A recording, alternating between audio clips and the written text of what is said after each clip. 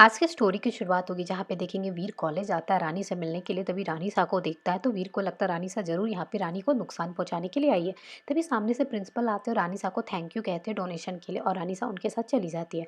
वीर सोचता है रानी गई तो कहाँ गई कॉलेज में। तभी वो अंदर जाता है रानी को ढूंढने लगता है पर उसे रानी क्लास में भी दिखाई नहीं देती। तभी देखेंगे वीर सोचता है कि रानी गई तो कहाँ, वो अपनी क्लास में क्यों नहीं है। और इधर रानी को अपना क्लास नहीं मिल रहा होता कि कहाँ पे टेस्ट हो रहा है। तभी तब तक पीछे से कोई आएगा, रानी का मुंह दबाएगा, उसे खींच के ले जाता है। यहाँ पे देखेंगे वो रणविजय होता है जो रानी को दबा के ले गया होता है। यहाँ पे देखेंगे रानी के हाथ में जो रुमाल होती है, जो सबूत के तौर पे रानी ने रखा था, वो रुमाल को वो जला रहा होता है। यहाँ पे वीर उसे बाहर ढूंढ रहा होता है और रानी उसे मिल नहीं रही होती। वीर बहुत परेशान हो गया होता है। तभी वीर यहाँ पे किसी से पूछने की कोशिश कर रहा होता है कि आपने रानी को देखा है, तो उसे नहीं पता होता है।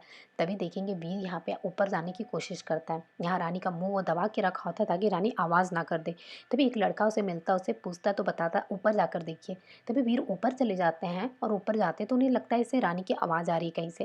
तभी वो सोचता है किसकी आवाज़ आ रही है और ये कहाँ से आ रही है। तभी वीर आगे बढ़ता है और तभी रानी रानी आवाज़ देता है। तभी वहाँ पे रणविजय सुन लेते वीर की आवाज़ और सोचते कहीं वीर अंदर ना जाए, तो वो डर जाते हैं। तभी रानी के मुंह को और जोर से वो दबा के अपने पास रखते हैं और तब तक देखेंगे वीर भी अंदर आने की कोशिश कर रहा होता है। तभी रणविजय जल्दी से रानी को कहीं छुपा देता है। यहाँ पे वीर दरवाज़ा तोड़ने की कोशिश कर रहा होता है और तब तक वो जैसे ही दरवाज़ा खोलता है और अंदर जाने की कोशिश करता है तो देखता है कि अंदर में तो कोई नहीं है। तभी वीर सोचता है कि मुझे जाना चाहिए, वो जाने लगता है। इधर देखेंगे रणविजय एक खिड़की से कूद के वहाँ से भागने की कोशिश कर रहे हो तो उनके पैर में भी चोट लग जाती है। तभी वीर सोचता है रानी को एक बार फिर से फ़ोन कर लेता हूँ। जैसे फ़ोन करते हैं तो देखते एक अलमारी है, उसके अंदर से आवाज़ आ रही है। तभी वीर सोचता है रानी कहीं इसके अंदर तो नहीं है।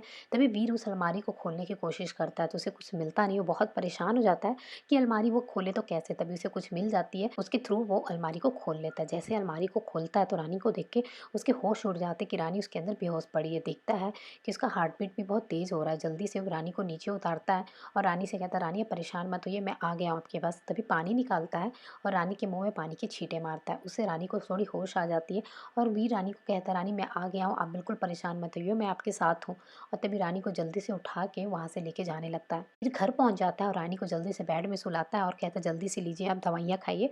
तभी रानी कहती है डॉक्टर साहब परेशान क्यों हो रहे, मैं बिल्कुल ठीक हूँ। तभी वीर कहता आप ठीक नहीं है रानी, मुझे पता कहता है कि मुझे लगता है ये सब कुछ ना रानी सा ने ही किया है रानी, मैं अभी जाकर उनसे पूछता हूँ। तभी रानी कहती है डॉक्टर साहब प्लीज़ रुकिए ना, और उन्हें रोकने की कोशिश करती है। यहाँ पे देखेंगे रणविजय घर में आते हैं, उनके पैर में दर्द हो रहा होता है और वो ठीक से चल नहीं पा रहे होते। तभी अंदर आते हैं, तभी देखते हैं कि दिग्विजय कहीं बाहर दिल्ली जाने वाले हैं।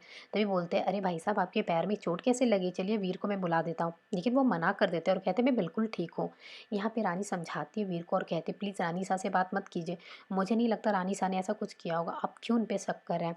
क्योंकि मुझे लगता है ये सब जो किया होगा ना, वही किया होगा जिसका वो रुमाल था। मैं एक रुमाल अपने पास रखी थी सबूत के तौर पे, मैंने सबका फिंगरप्रिंट भी लिया था लेकिन वो रुमाल उसने जला दिया। हो सकता है आपको जो लग रहा होगा सब कुछ रानी सा कर रही है, ये जाल तो हो सकता है रानी सा के लिए भी बिछा हो सकता है ना डॉक्टर साहब। और मैं वीर को समझाने की कोशिश करती, वीर कहता नहीं रानी मुझे ऐसा कुछ नहीं लगता। तभी देखेंगे वीर और रानी में बहस शुरू हो जाती है। तभी रणविजय अंदर आते हैं और वीर को समझाते हैं और कहते बहू रानी से ऐसे क्यों बात कर रहे हो वीर, तुम्हें बहू रानी से ऐसे बात नहीं करना चाहिए, चलिए बहू रानी से माफ़ी मांगे। तभी वीर रानी की तरफ मुड़ता है माफ़ी मांगने के लिए, तब तक दिखता रानी तो वहाँ से चली गई है। तभी उसे समझाता है और कहता है कि ऐसे बिहेव नहीं करना चाहिए, हमें किसी को इस तरह से बेइज्जत नहीं करना चाहिए। और तभी देखेंगे रानी किसी को फ़ोन करती है कॉलेज में एक लड़की को और उससे पूछती है कि जो सीसीटीवी कैमरा है उसके फुटेज में तुम्हें कोई नज़र आया। तभी कहती कि हाँ रानी मुझे एक आदमी नज़र आया जिसकी फ़ोटो तुमने पेपर में छपवाई थी ना रानी, उसी वही आदमी मुझे नज़र आया। तभी वो सोचती है कि डॉक्टर साहब के बाबूजी कॉलेज क्यों आए थे, और रानी यहाँ पे ये जानकर चौंक जाती है।